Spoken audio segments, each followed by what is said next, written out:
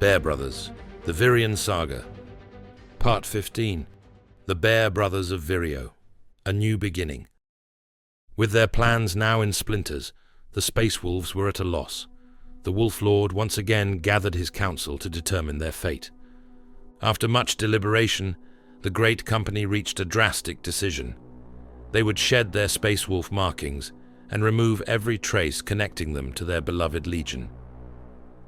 On the surface, this change was made in shame for their brothers, who had succumbed to the corruption of chaos. But there were other, more prudent reasons behind it. The council had agreed to keep the secrets of the Vireon natives' viability and the mysteries of Vireo itself very quiet, especially from the Imperium. If the Inquisition had expunged all records, perhaps they truly believed it had been destroyed. If that were the case, it would be a great boon to the Vireons, and it would be better if they never discovered otherwise. If they did, control of the planet would be lost to the sons of Rus forever. The truth of the planet had to be brought directly to whoever the current Great Wolf was, or even better, to Bjorn the Fell-Handed, if he yet lived. Let them decide how or when to publish the information. For now, they did not even know the status of the Legion, or whether they would be welcomed, especially considering the dubious circumstances under which they undertook their great hunt in the first place. They would have to proceed with caution. As it stood, any Space Wolves they encountered would be just as likely to try to slay them as greet them with open arms. Ultimately, they had to follow their Primarch's will and fulfill the purpose of the hunt. They must return to Fenris to make their report, but there was no use in doing so if they did not have the planet's location. They needed to find Vireo and cleanse it of orcs once and for all. They could then present a fully conquered world to the Great Wolf. Honor demanded it, and they had much lost honor to make up for.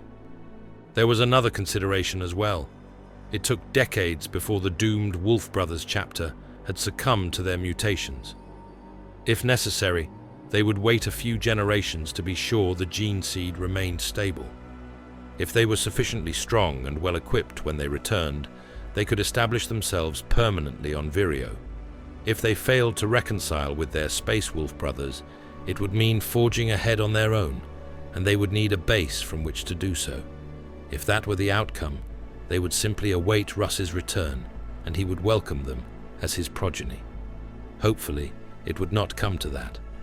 Aside from the desire to be reunited with their Fenrisian battle brothers, the support of the Legion would be invaluable if, or when, the Inquisition or Mechanicum uncovered the truth about Vireo, or indeed to protect it from the numerous Xenos threats that plague the Veiled region. Ideally, the Great Wolf would give them his blessing to establish themselves as a successor chapter based with Vireo as their homeworld. Perhaps they would then build a fortress to rival the Fang itself, but first, they must find Vireo again.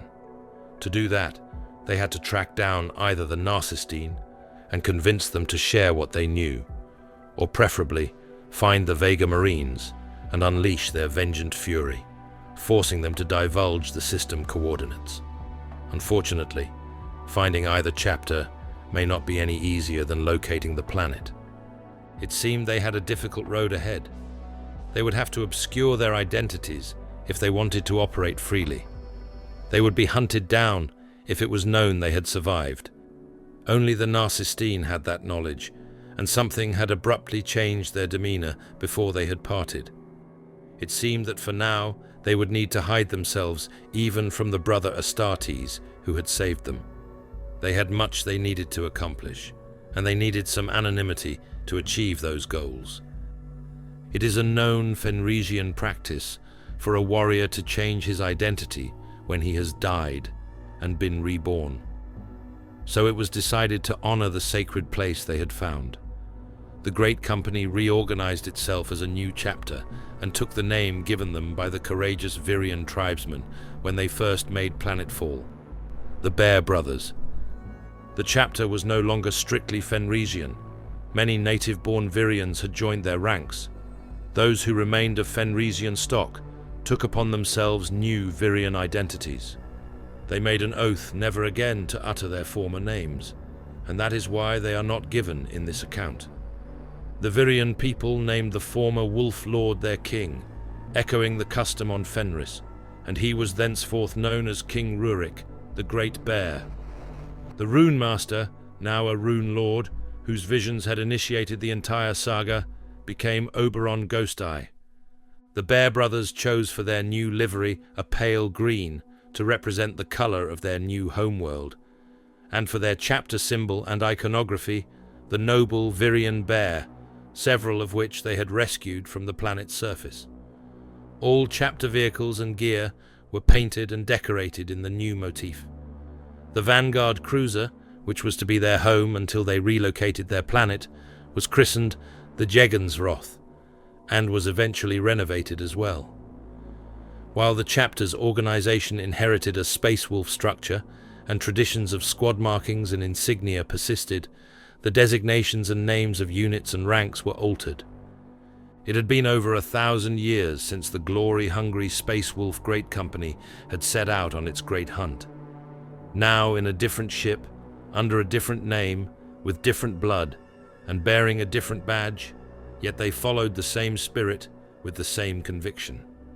With both a new beginning and new obstacles ahead, the Bear brothers set out into the void aboard the Jegensroth to continue that great hunt for another 1,000 years, if that's what it would take.